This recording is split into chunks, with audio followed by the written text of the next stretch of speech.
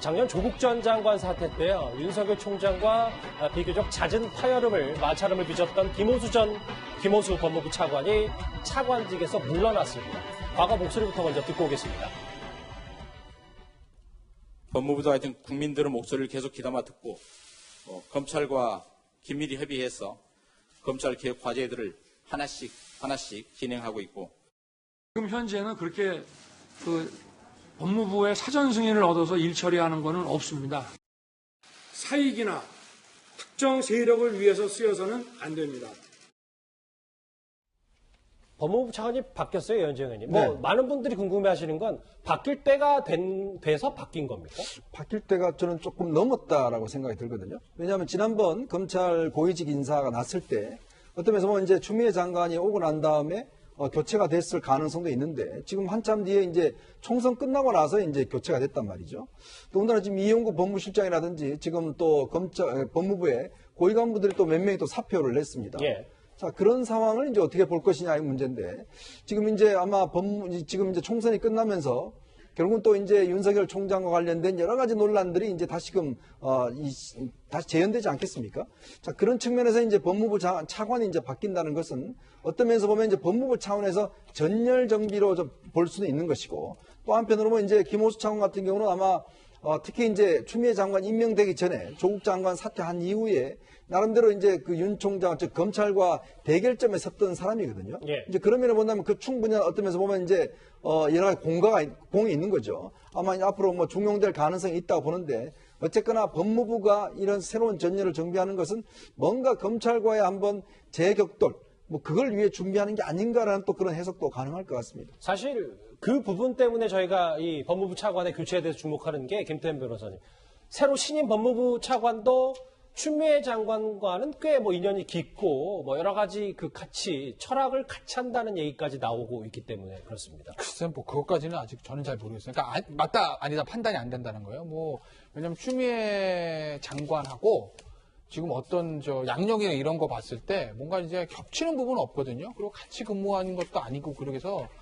추미애 장관의 뭐 철학을 같이 공유하는지 아닌지는 뭐 제가 모르겠으나, 저기 보시면 다 그런 거에 관심을 쏟더라고요. 뭐 23기 뭐 윤석열 총장과 동기다. 근데 지금 법무부 차관할 수 있는 기수가 23기밖에 없어요. 왜 총장이 지금 23기거든요. 근데 굉장히 파격적으로 23기임에도 불구하고 윤석열 총장이 중앙지검장 달고 총장으로 이동한 것이기 때문에, 그리고 위에 선배들 20기, 21기 거의 다 나갔습니다.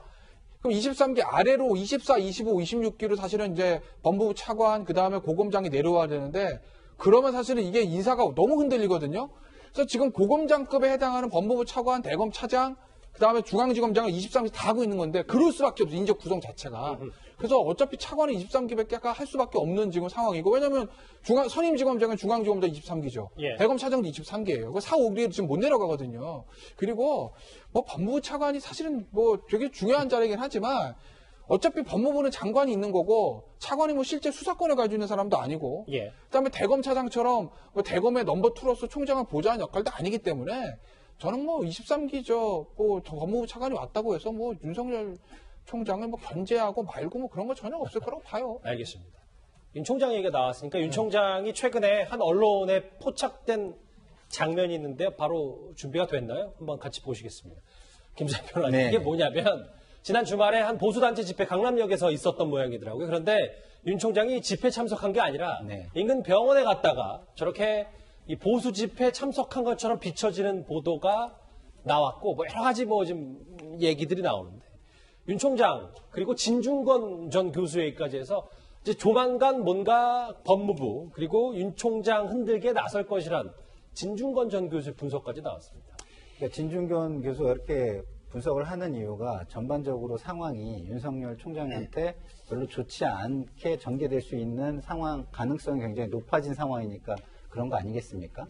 근데 그런 상황에서 윤 총장이 이런 보수 집회에서 그 굉장히 문재인 간첩, 뭐 이런 어떤 극렬한 구호를 외치는 시위를 참관하는 것은 스스로 좀 자제하는 게 좋았을 것 같다.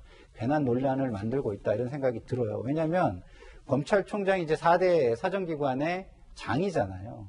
이런 장들은요, 사실은 이렇게 혼자서 잘 다니지도 않아요. 그리고 그 동선을 노출을 잘 시키지도 않습니다. 근데 저렇게 이제 걸어 다니면서 저거를 이렇게 봤다? 뭐 상당히 제가 볼 때는 저게 왜 저랬을까? 좀 약간 좀 그냥 지나가는 데 반대편에서 했으니까 본 거 아닙니까? 뭐 근데 그렇게 뭐 대부분 검찰총장이 칼 저게 찰 아니잖아요. 토요일이긴 하지만 저게 집 근처인지 뭐 바로 근처인지 제가 모르겠습니다만은 차량으로 많이 이동을 하고 동선을 굉장히 많이 감추는데 저렇게 드러내고 저렇게 집회를 보는 경우는 드문 거는 사실인 것 같아요. 근데 참 윤석열 총장은 걸어 다닐 자유가 없습니다. 아니 저는 이게 참 같은 기자로서요. 이거는 정말 기사 자체를 이렇게 관점 바라본다는 자체가 문제가 있어요. 왜냐하면 지금 이 윤석열 총장이 이 근처에 있는 병원에서 지금 이제 치료를 받고 나오는 길이에요. 그리고 한 번도 정차한 적이 없었습니다. 쭉 걸어오는 겁니다. 예. 근데 그걸 이제 옆에서 보수 집회를 했다고 해서 윤 총장이 왜 저걸 지켜봤느냐, 듣느냐? 아니 윤 총장 사람 아닙니까? 저는 그러면서 보면 너무나 이런 상황들을 이렇게 하는 것 자체는 이거야말로 제가 볼 때는 정도의 보도가 아닙니다. 아니 근데 사람으로서는 할 수 있는데 제가 아까도 말씀드렸지만 4대 사정기관의 장들은 옆에서 보는 시각이 전혀 다르고 스스로 갖는 자세도 스스로 임하는 자세도 전혀 달라요. 그렇기 그렇죠. 때문에 이게 이례적인 건 사실이죠. 아니 윤 총장 그럼 맨날 그럼 차 타고 다녀야 됩니까? 그러니까 그리고 얼마나 보는 오래 관점을- 이것을 봤느냐 이것도 아니 좀 그 화면은 보이잖아. 눈 감고 갈 수가 없잖아요. 갑자기 저희 아니 그러니까 예상치 자꾸 못해요. 이런 문제를 이런 식으로 연관시켜서 하는 것 자체가 예. 우리가 불필요한 논쟁을 불러일으킨다니까요. 알겠습니다. 예상치 못한 부분에서 갑자기 논쟁이 붙어서 알겠습니다. 관련 소식 여기서 정리하고요. 바로 5개의 댓글 차례로 만나보겠습니다. 김호수 차관 초대 공수처장으로 적임자다. 예, 첫 번째 봤고요. 말로는 언제나 공정 민주 운운하면서 성추행 일삼는 적폐스러운. 예. 오거돈 잘못한 건 정말 잘못한 거지만 행방 뒤져서 뭐 하려고. 예. 근거도 못 대면서 김정은 위원장 신변 이상설 소설 좀 그만 써라. 마지막 볼까요? 김여정이나 김평일이나 무슨 왕조냐. 백절통은 무슨 인민들이 뽑아야지. 오늘 댓글 5개 여러 가지 의견들이 있습니다. 댓글 5개 감사드립니다. 다음 주제 분위기를 이번에도 바꿔보겠습니다.